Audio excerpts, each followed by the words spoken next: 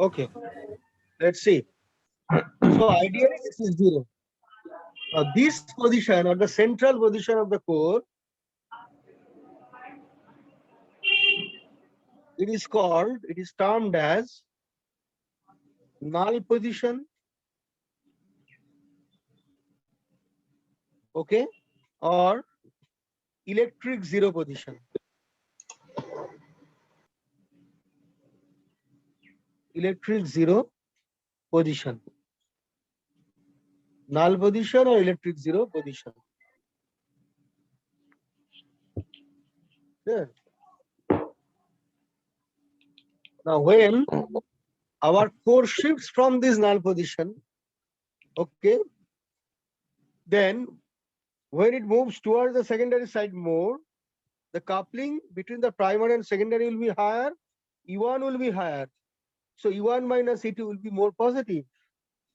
And when it is moving out, okay, then the coupling between primary and coil 1 will be less, rather it will be more in the secondary 2. So E2 will be higher than E1. Okay. So ultimately, from the polarity of the voltage, output voltage, we can have an idea of not only the magnitude of the displacement, but also the direction of the displacement. Okay. Let's see how things will come. Gradually, we'll see all these things. So ultimately, we'll get a differential output voltage. Okay. So our differential output voltage with certain polarity will be found.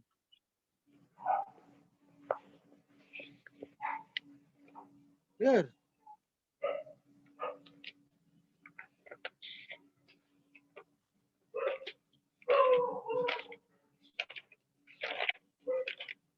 Now I am just uh, showing you one figure. Say this figure, that's this part is there. Say this is the coil as okay. Internally the coil is there, which is not very much clear. Actually, there are three segments: segment 1, 2, and 3. The middle segment is actually for the primary coil. It is wound over that. Okay, and the two sides are reserved for the two secondary coils, and the core can move inside. There is a threaded hole is there and some longitudinal slot. It is not shown actually. It is also present. So the whole thing can be sliding over this particular thing. I'll just give you that particular figure also. Okay? So that is the arrangement. Now we will see the circuit analysis, okay, of this particular thing. So our next thing is circuit analysis for a fixed coil, fixed core position. Fixed core position.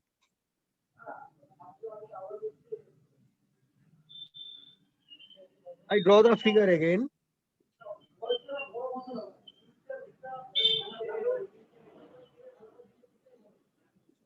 Okay. So this is our EI, excitation voltage.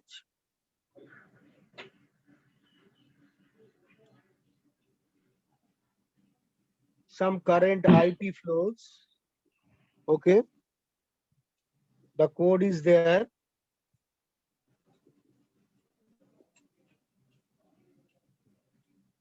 Okay. So displacement.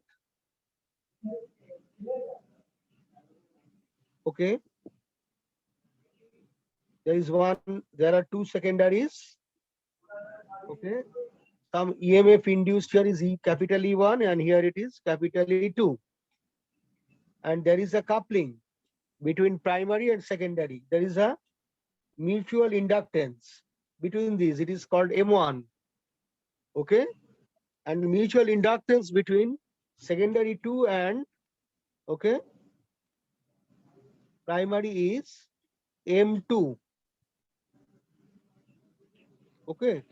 It's this is our secondary 1 This is our secondary 2. Okay, and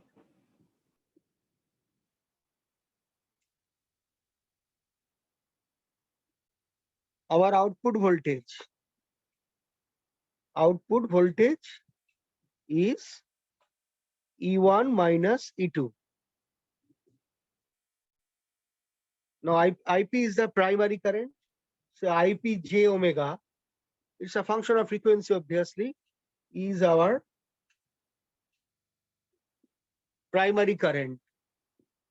Our RP, LP, these are the primary coil resistance and inductance respectively.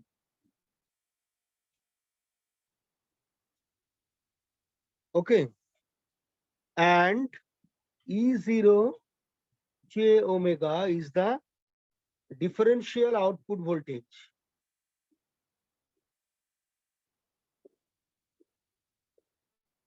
Under open circuit condition. Open circuit means that its output is opened. Okay. Now, complete. Now I go to the next page, page number 4. So we want to find out the expression of E1 and E2. So first, if we consider only the E1, say everything is open, say just the E1 is there. Okay. Then our E1 is what? Our E1 equal to minus j omega M1 IP j1 j omega. Is it clear? E1 is that. Why a negative sign is coming? You can prove it easily that if we draw the KVL, write the KVL equation there. Okay. If you write the KVL equation, you will find out it that way. I am not going into, you already know how to analyze any circuit with mutual inductance. Similarly, if we consider E2, exactly same thing, difference is M1 will be replaced by M2. So E2 j omega equal to minus j omega M2 IP j omega.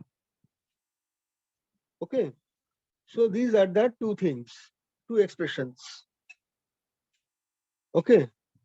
Therefore, what is our E0 j omega? It is E1 minus E2. Obviously, j omega is there. Okay, I write j omega minus j omega. So it is minus M1 minus M2 j omega IP j omega. So this is our E0 j omega.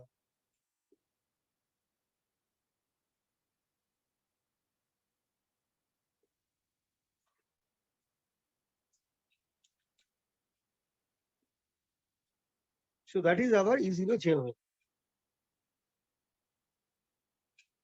Our net output voltage. Next is we want to find out an expression of IP j omega, the primary current. So now, what is IP j omega? Let's see. Our IP j omega is EI j omega divided by RP plus j omega LP. RP plus j omega LP. So that is our primary current. Okay. Now, you can ask one question, that why the mutual inductance is not coming here in that expression of IP? Because a voltage will be there due to the mutual inductance. when the secondary current is not zero. But as the secondary current is zero, okay, the mutual inductance M1 into secondary current or M2 to secondary current, this is not coming in the primary side as the secondary current is zero. Okay, so that's why this mutual inductance is not coming in the primary side. Okay, therefore, what is our E O j omega or E0 j omega, whatever you say? That is, you can write it minus j omega M1 minus M2. Okay, now you put the value of IP j omega here, divided by Rp plus j omega Lp into EI j omega. Just substitute the value of IP j omega. Or we can get it EO j omega by EI j omega equal to minus j omega, okay, M1 minus M2, okay. Now we divide it by Rp. So 1 plus j omega Lp by Rp, or minus j omega M1 minus M2 by Rp divided by 1 plus j omega tau p, where tau p equal to Lp by Rp. It is what? Time constant of the primary side of primary.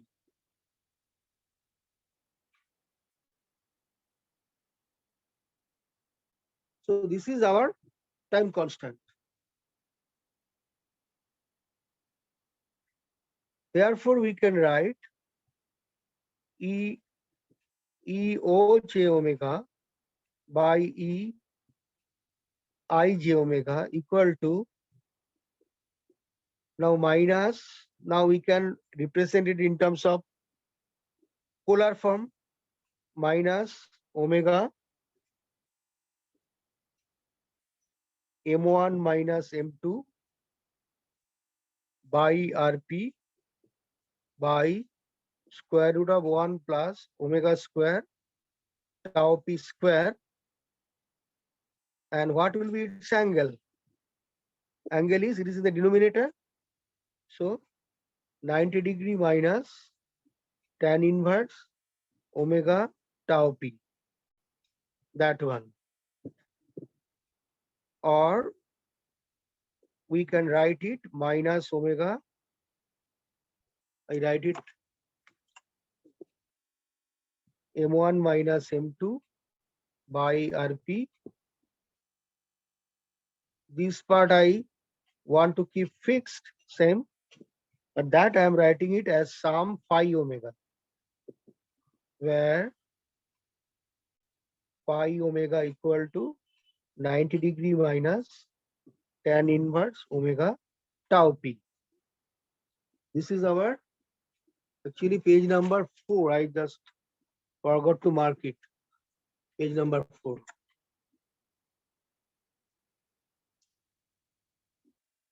Clear? Therefore, we can write it EO j omega by EI j omega equal to G omega. It is the gain of output by input. So it's the gain. The magnitude is the gain. And it is alpha omega. Okay. So what is the magnitude of the gain? I just write it in the next page. Page number 5.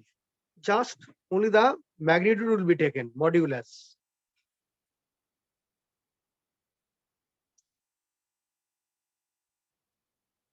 So page number 5. Sir, sir, is the magnitude of phi omega and alpha omega the same? Alpha omega, where is that? Oh, this. No. Yes. We will see that thing. Just That's a very important thing in our context. Sometimes they are same, sometimes not. We'll see Okay, this sir. thing. Okay, sir. 5. So where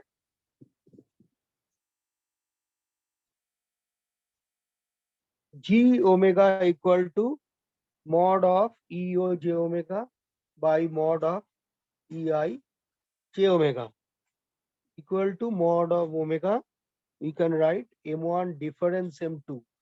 It will be M1 minus M2 or M2 minus M1. We can put a mod also if you want, by RP divided by square root of omega plus omega square tau p square.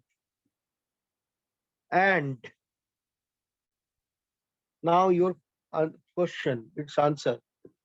Alpha omega is equal to phi omega for M1 less than M2. Let's see. Just let's go to the previous page. Alpha omega. Now see, when M1 is, so it is M1 is, when M1 is less than M2, okay. Now what is our phi omega? It is just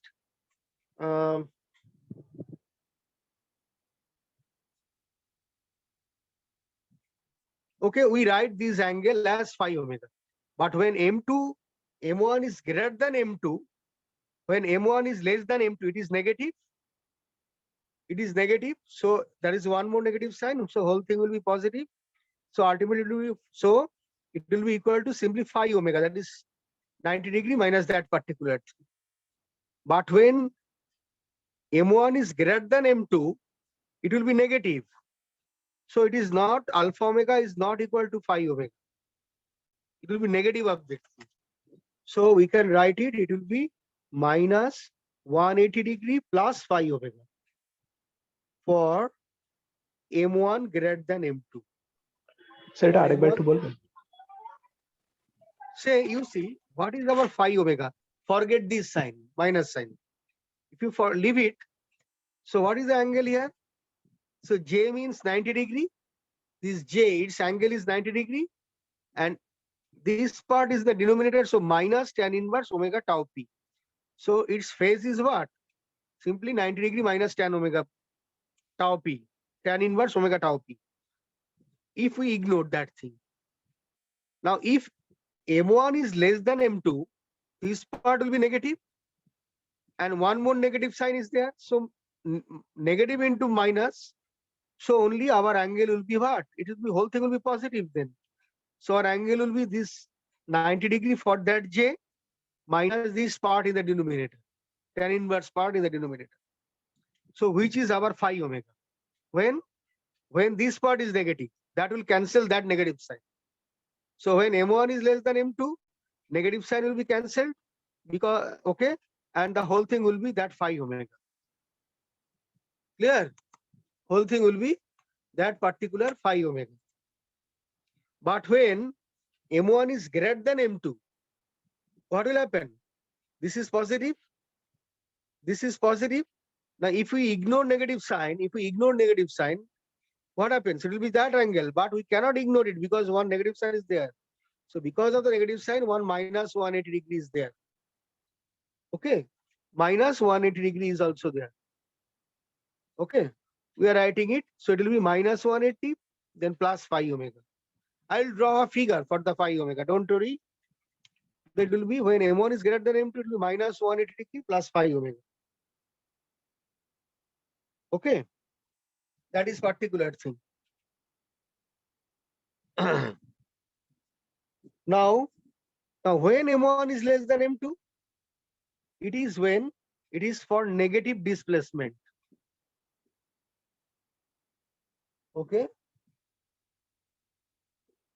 Where coupling between primary and secondary one is less. It means, now I show you the figure. Negative displacement means core is going downward. when core is going downward, then core is not present too much between primary and secondary, so coupling is less. So the EMF induced due to the mutual inductance will be less. So E1 is less and E2 is more. M1 less, M2 high. M1 less, M2 high. So it means M1 minus M2 will be negative. Okay. So M1 minus M2, so it will be negative and our phase will be alpha phi omega. But when M1 is greater than M2 means our core is moving up. So more coupling between secondary one and primary. Okay. And here it is. So when M1 greater than M2, it is positive displacement. I am not writing the remaining part. Positive displacement where coupling between primary and secondary one is less. So when core is moving up, positive displacement. When going down, negative displacement. So for positive displacement, our alpha omega is that one. For negative displacement, our alpha omega is that one. Okay. And our phi omega is what? Our phi omega means it is 90 degree minus, it is 90 degree minus tan inverse omega tau p. So we put this value there in the phi omega.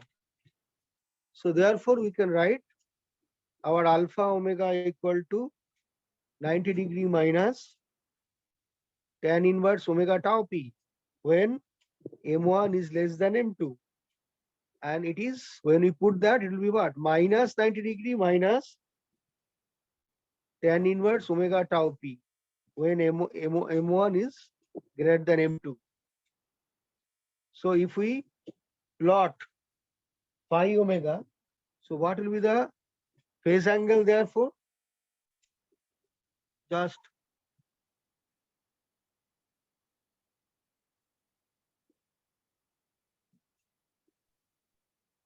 don't worry, let me draw it first.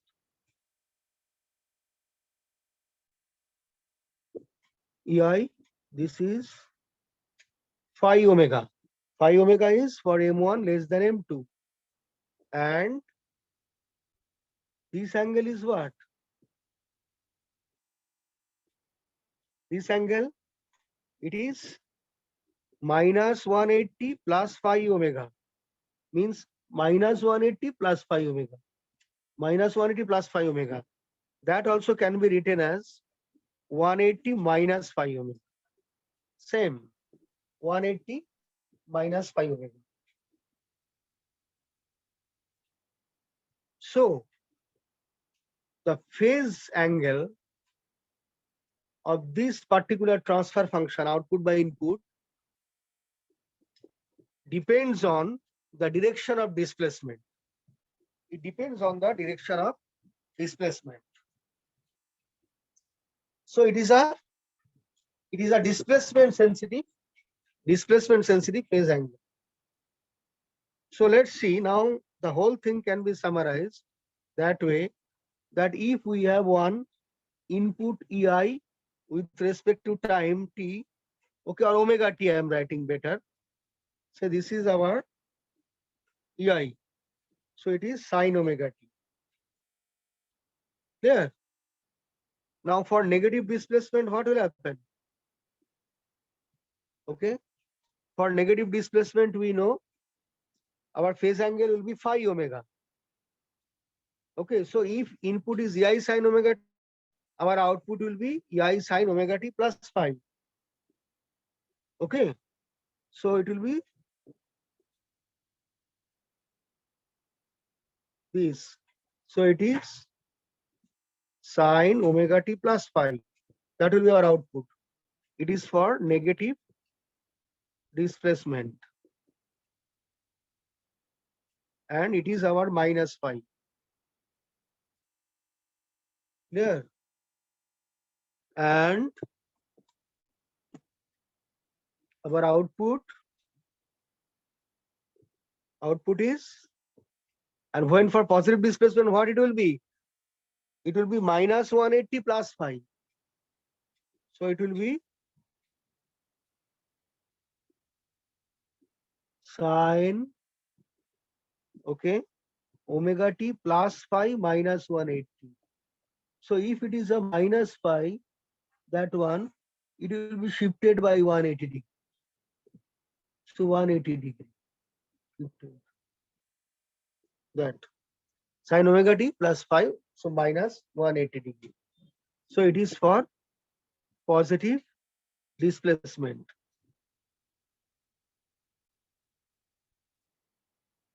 For positive displacement. Okay.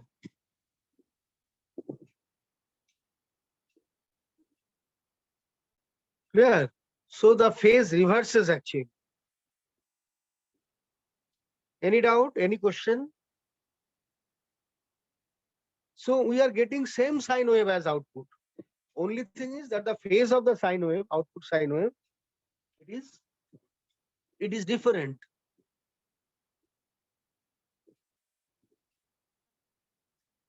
So next page, page number 6. So phase reversal of different output voltage of LVDT as core travels from one side of null position to the other. So there is a centrally located position.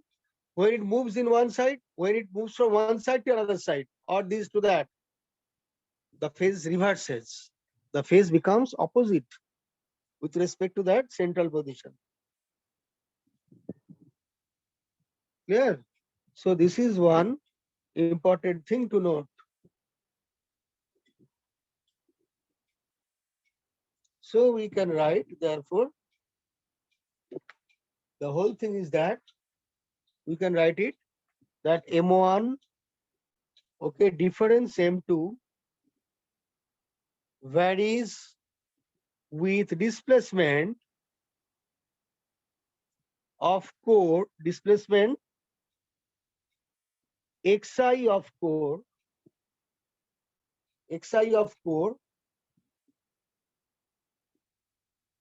from null position and variation is linear up to a certain distance. So we can write it as M1 minus M2 equal to some K into Xi. Okay. When Xi is positive, okay, core moves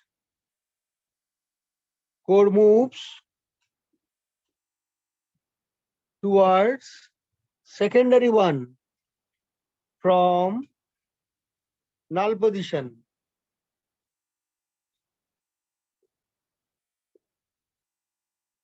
Okay, and M1 is greater than M2. Then our alpha omega becomes phi omega. So today I am summarizing the whole discussion. Next day it will be utilized. When Xi is negative, core moves towards secondary 2 from null position, and M1 less than M2. Then, sorry, in the first case I made a mistake. For negative displacement, uh,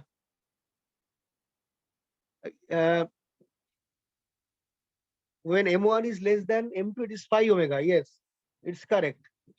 Then alpha omega equal to minus 180 degree plus phi omega.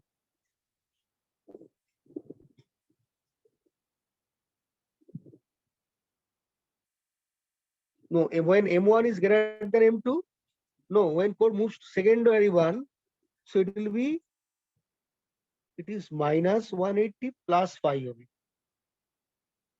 Yes, that one. See that one. So when M1 is greater than M2, core is towards the secondary one, it will be that phase. And when core is towards the secondary 2, okay, it will be phi omega. So this is phi omega c. Okay. So that is the thing.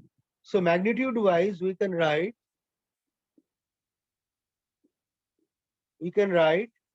M2 difference M1 equal to some k into mod of xi. Next day we will see that particular thing.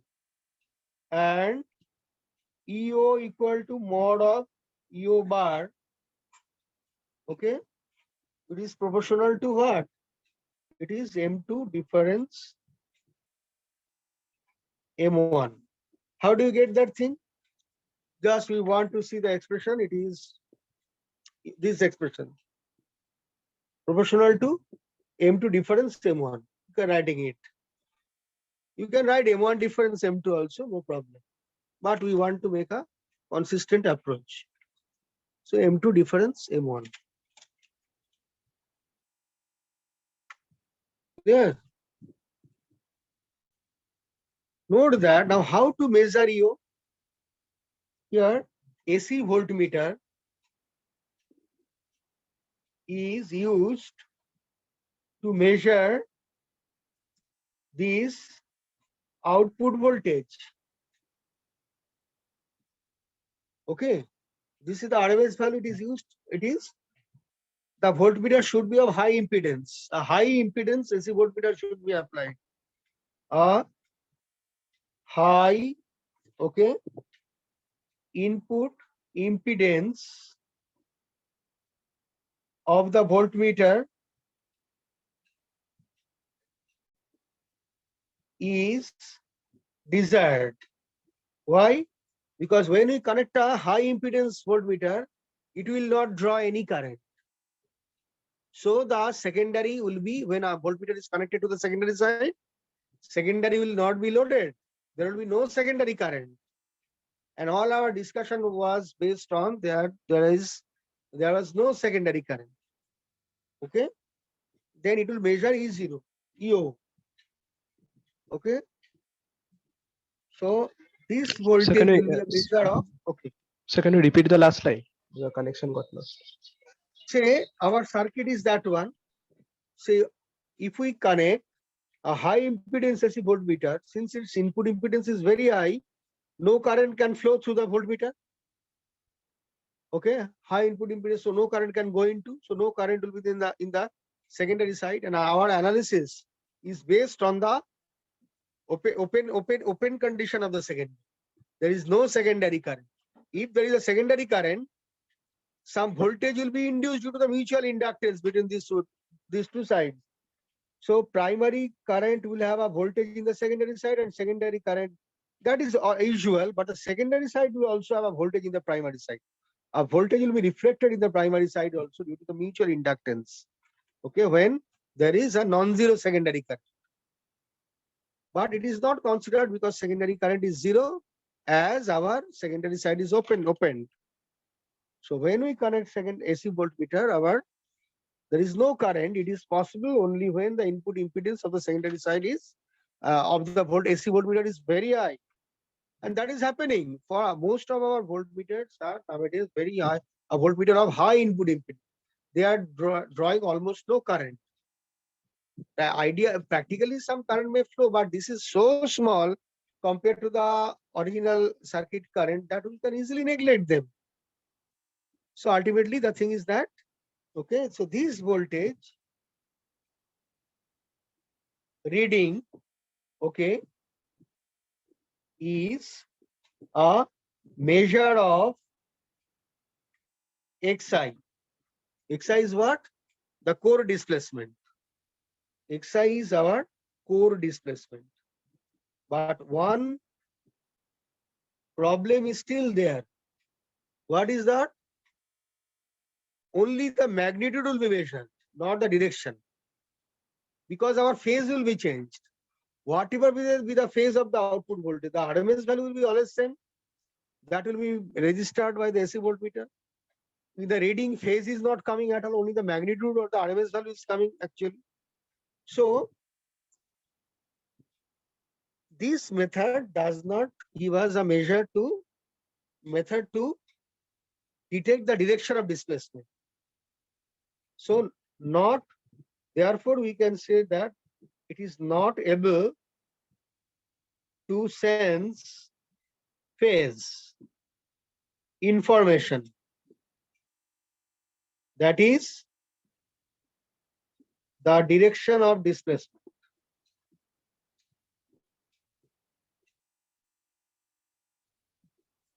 Okay.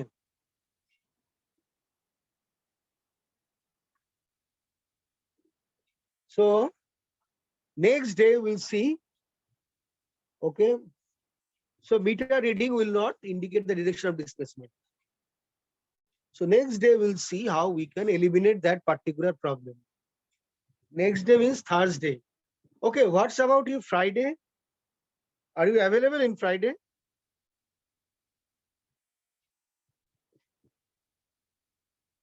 Friday available আছো তোমরা না বোধহয় নাকি?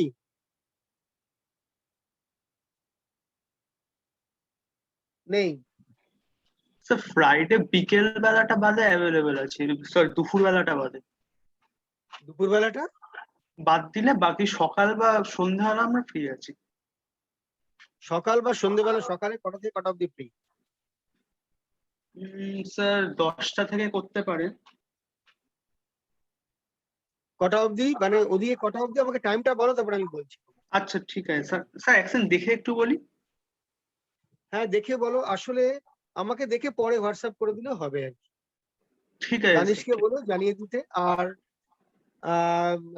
আমি আসলে এই থার্সডেটা একটু out of station থাকতে পারি, এখনো শিওর হয়নি কিছু। যদি না থাকে তো থার্সডে নিয়ে নেব, কিন্তু যদি আচ্ছা, থাকে স্যার। তাহলে আমি ফ্রাইডে নিয়ে নিলে ভালো হয়। ঠিক আছে স্যার, ঠিক আছে। আচ্ছা, আমি মেটেরিয়ালটা পাঠিয়ে দিচ্ছি একটু পরে, আমি ছবি তুলে ডিএফ করে পাঠিয়ে দিচ্ছি। Okay, thank you. Thank you.